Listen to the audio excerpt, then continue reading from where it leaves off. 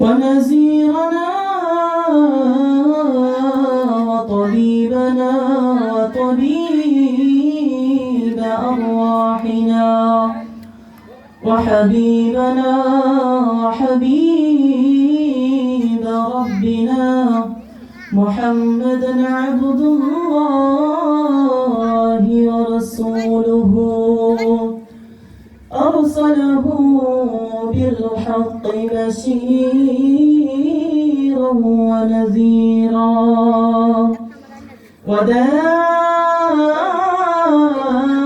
وداعيا إلى الله بإذنه وسراجا وقمرا منيرا فقد قال الله تعالى في كلامه المجيد وفي فرقانه الحميد أعوذ بالله من الشيطان الرجيم بسم الله الرحمن الرحيم إن الله وملائكته يصلون على النبي يا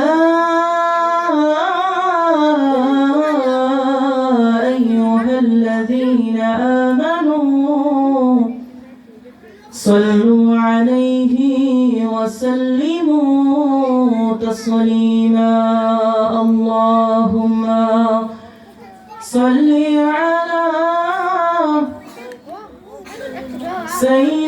سيدنا مولانا محمد وعلى آل سيدنا مولانا محمد محبة الشهد زبان قل اللهم صل على سيدنا مولانا محمد وعلى آل سيدنا مولانا দুষ্ট কাফেরের অত্যাচারে নবী হিজরত করলেন মদিনায় আল্লাহুম্মা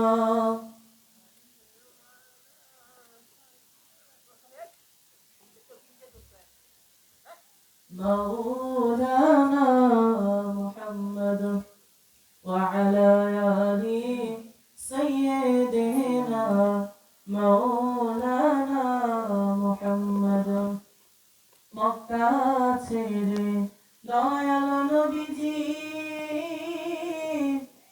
মদিনাতে চলে যায় মক্কা ছেড়ে দয়াল নবীজি মদিনাতে চলে যায় জন্মভূমির মায়ায় নবীজি বারে বারে ফিরে যায় আল্লাহুম্মা সাল্লি আলা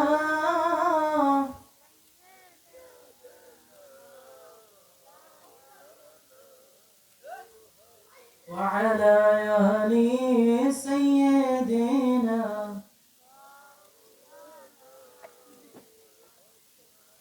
আপন আপন কররে মন আপন তোমার কেহ নয় আপন আপন কররে মন আল্লাহুম্মা সাল্লি আলা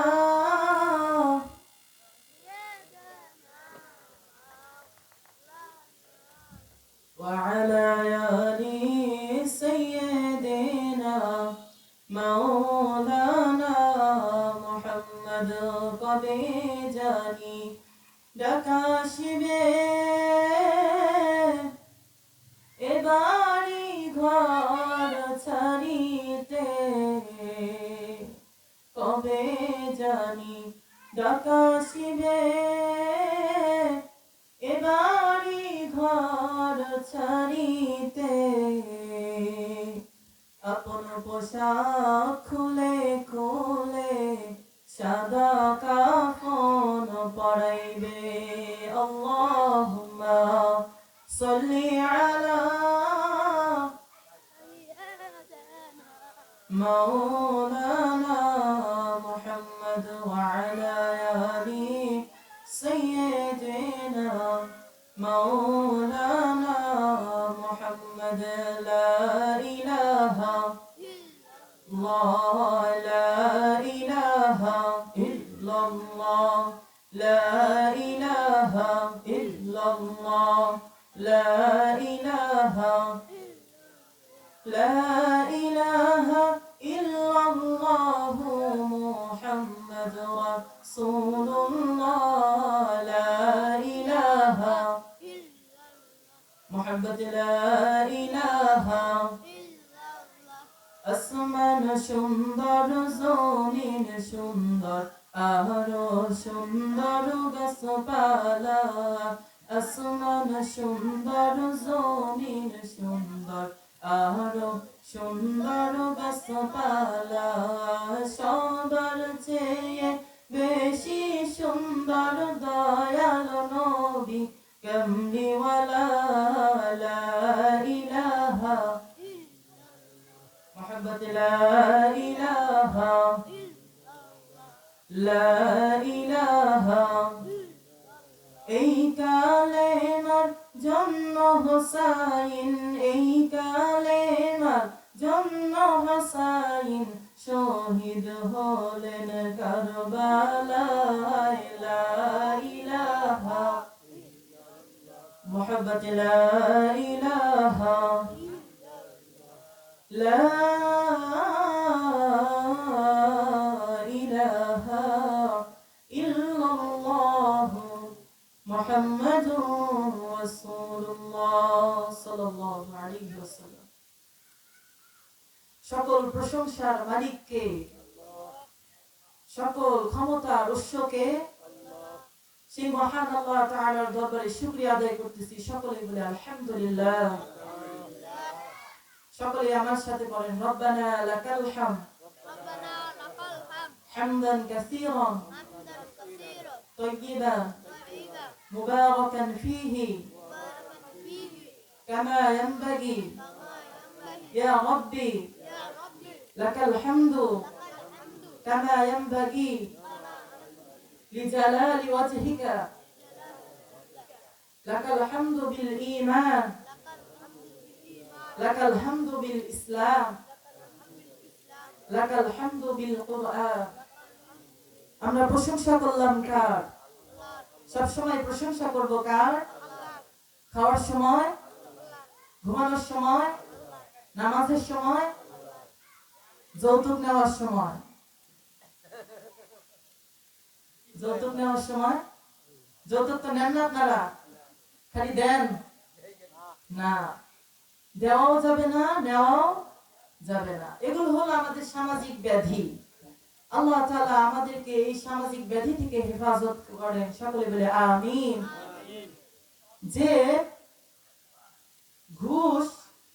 ঘুষ নেয় ঘুষ যৌতুক দুর্নীতি এগুলোর সাথে ইসলামের কোনো সম্পর্ক নাই ঠিক কি না এগুলোর সাথে ইসলামের কোনো সম্পর্ক নাই যে ঘুষ দেয় আর যে ঘুষ নেয় উভয়ই জাহান্নামী আর আমরা জাহান্নামে যেতে চাই না কোথায় যাবেন জান্নাতে যেতে চাই আমরা সব সময় আল্লাহর কাছে কামনা করব যেন আল্লাহ তাআলা আমাদেরকে জান্নাত নসিব করে জান্নাতি আর জাহান্নামী এরা কখনো সমান হতে পারে না কারণ যারা জান্নাতে যাবে তারাই হবে সফল কারণ জান্নাত হলো আরামের জায়গা জান্নাতে শুধু আরাম আর আরাম ফুর্তি আনন্দ জান্নাতের মধ্যে আছে আর জাহান্নামের মধ্যে শুধু বেড়া ঠিক কি না আমরা জাহান্নামে যেতে চাই না তার জন্য সব সময় প্রশংসা করব কার আল্লাহ যে আল্লাহ তাআলার প্রশংসা করব সেই মহান আল্লাহ তাআলা মহান তিনি অদ্বিতীয় তার কোনো শরীক নেই। যে মহান আল্লাহ তাআলার ইবাদত করব আমরা, সে অনন্ত দয়াশীল, সে সর্বদা জাগ্রত। আপনি পৃথিবীর যে জায়গায় যে আল্লাহকে স্মরণ করেন না কেন, আল্লাহ শুনেন না? অবশ্যই শুনেন। সপ্তম আসমানের উপরে, আরশের উপরে তার অবস্থান। সপ্তম জমিনের নিচেও যদি কোনো গোপনতম প্রকোষ্ঠে একটা বক্সের মধ্যে যদি কোনো পিপিলিকা হেঁটে যায়, আল্লাহ বলেন আমি ওই পিপিলিকা হেঁটে যাওয়ার পায়ের আওয়াজটাও শুনতে পাই। সুবহানাল্লাহ। তাহলে কেউ যেটা শুনে না, শুনে কে? কেউ যেটা দেখে না, দেখে কে? আল্লাহর চোখে কি কখনো ফাঁকি দেওয়া যাবে? দুনিয়ার সমস্ত মানুষের চোখকে আপনি ফাঁকি দিতে পারবেন, কিন্তু আল্লাহর চোখকে কুসলিম কালেও ফাঁকি দেওয়া সম্ভব না। কুসলিম কালেও ফাঁকি দেওয়া সম্ভব না। দুনিয়ার মধ্যে দেখেন, পুলিশের চোখ ফাঁকি দেওয়া যায়, আর্মির চোখ ফাঁকি দেওয়া যায়, পরীক্ষার হলে যারা গার্ড দেয় তাদের চোখও ফাঁকি দেওয়া যায়, কিন্তু আল্লাহর চোখ কি ফাঁকি দেওয়া যায় না। তিনি সব সময় জাগ্রত আছে, সব জায়গায় আছে। তিনি প্রথম, তিনি শেষ। যখন কেউ ছিল না তখন ছিল কে? আল্লাহ। আর যখন কেউ থাকবে না তখন থাকবে কে?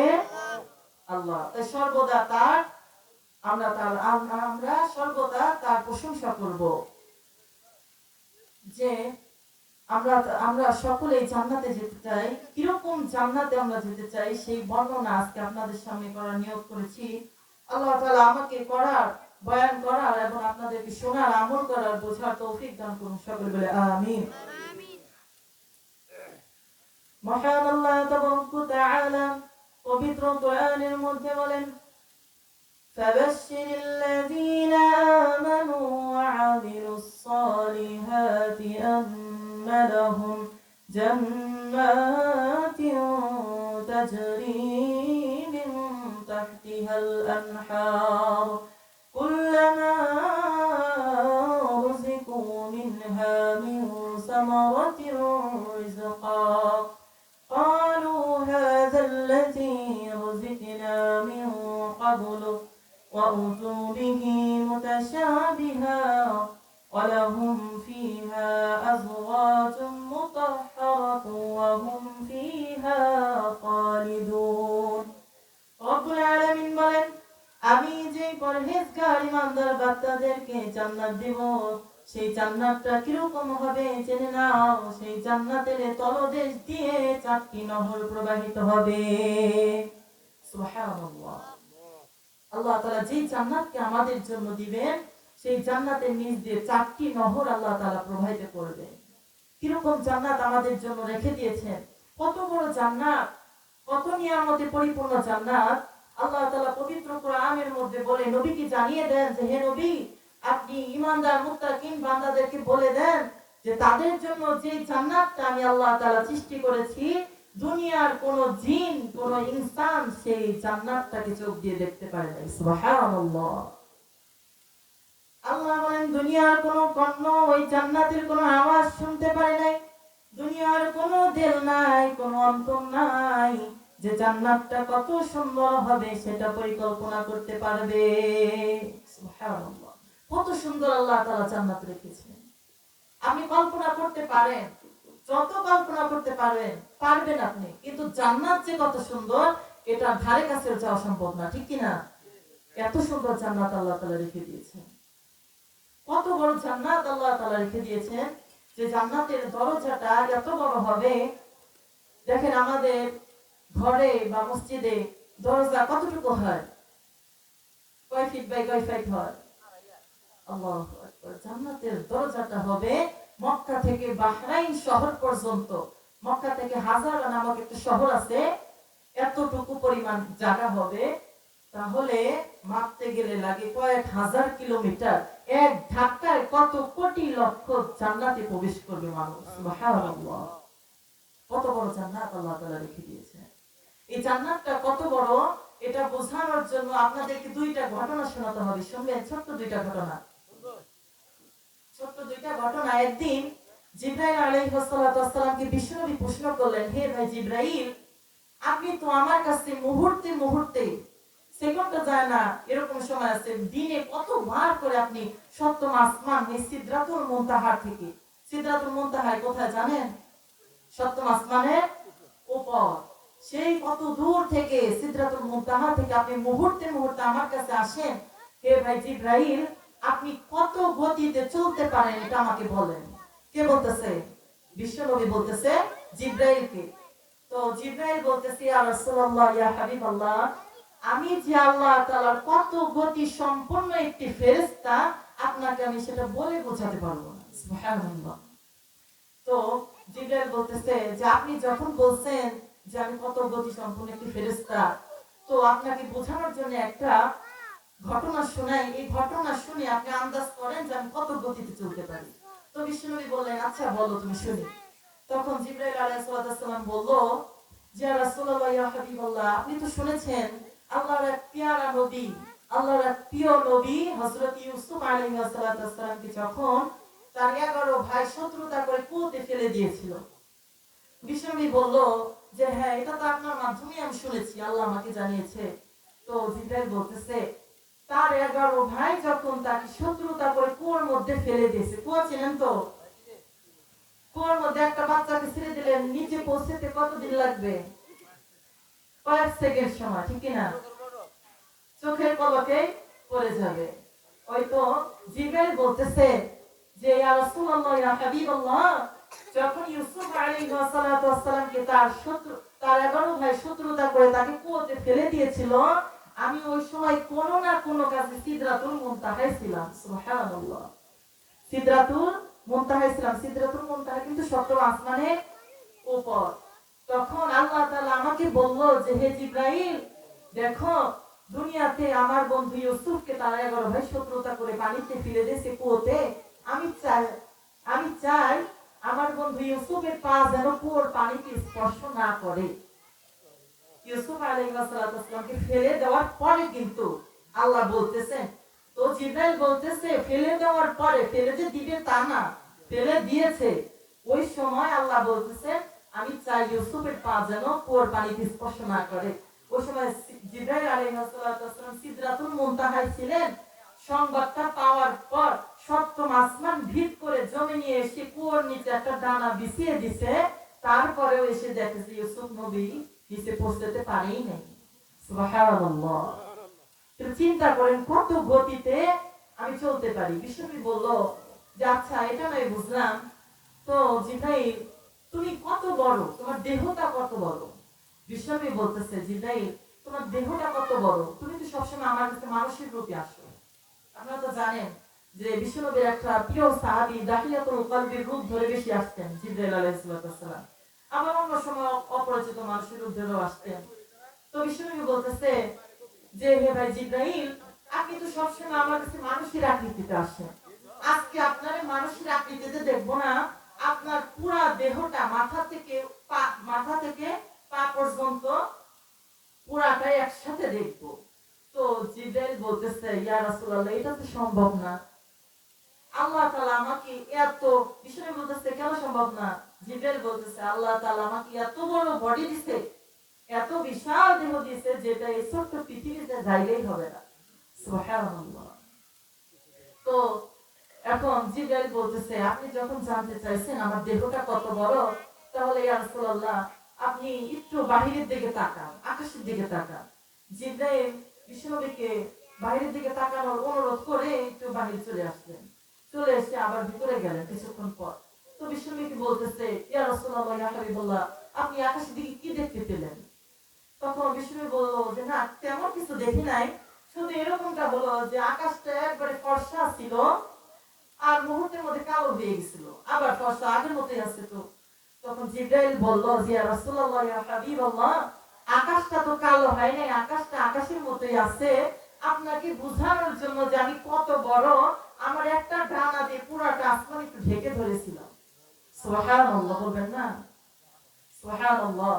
একটা ডানা দিয়ে পুরোটা আসমান ঢাকা যায়। ইয়া রাসূলুল্লাহ ইয়া হাবিবাল্লাহ এরকম ডানা একসাথে আল্লাহ তাআলা একটি দুটি নয়, আল্লাহ তাআলা জিবরাইল বলে যে একটি দুটি নয়, আমার পুরা বডির মধ্যে একসাথে আল্লাহ তাআলা 600টা ডানা ফিট করেছে। সুবহানাল্লাহ। ইয়া রাসূলুল্লাহ তাহলে আপনি একটু চিন্তা করেন আমি কত বড় দেহের অধিকারী, আমি এই ছোট্ট পৃথিবীতে আপনাকে কেমনে দেখাবো যে আমার দেখো। এই দুইটা ঘটনা শুনাইলাম, জান্নাত কত বড় মনে আছে তো? জান্নাত কত বড় এখন শুনেন। একদিন বিশ্বনবী সাল্লাল্লাহু একদিন জিবরাইল আমিন ফেরেশতা আল্লাহকে অনুরোধ করলেন যে আল্লাহ, আপনি যে আপনার পরহেজগার ঈমানদার মুত্তাকি বান্দাদের জন্য যে জান্নাতটা রাখছেন, ওই জান্নাতটা আপনি তো তাদেরকে দিবেন, ঈমানদার মুত্তাকিন বান্দাদের দিবেন, আমাদেরকে দিবেন না। আপনাদের জানা উচিত যে ফেরেশতারা জান্নাতেও যাবে না, জাহান্নামেও যাবে না। তাদেরকে আল্লাহ তাআলা অন্য কোন প্রাণীর মতো একদিন ভ্যানিশ করে দেবে, শেষ করে দিবেন। তো জিবরাইল বলতেছে যে আপনি তো আমাকে জান্নাত দিবেন না, আমাদেরকে, আল্লাহকে বলতেছে। এতে আমাদের কোনো আপত্তি নেই, এটা আপনার ইচ্ছা। তো আপনাকে আজকে অনুরোধ করতেছি আল্লাহ, আপনি একটু আমাকে যদি অনুমতি দিতেন, আপনি যে পরহেজগার বান্দাদেরকে জান্নাতটা দিবেন, ওই জান্নাতটা একটু ঘুরাই দিয়ে আসতাম। জিবরাইল বলতেছে, কাকে বলতেছে? আল্লাহকে বলতেছে যে আল্লাহ, আপনি একটু অনুমতি দেন, আমি একটু জান্নাতটা ঘুরে আসি। তখন আল্লাহ তাআলা বললেন যে হে জিবরাইল, আমি যে পরহেজগার ঈমানদার মুত্তাকি বান্দাদের জন্য যে জান্নাতটা তৈরি করেছি,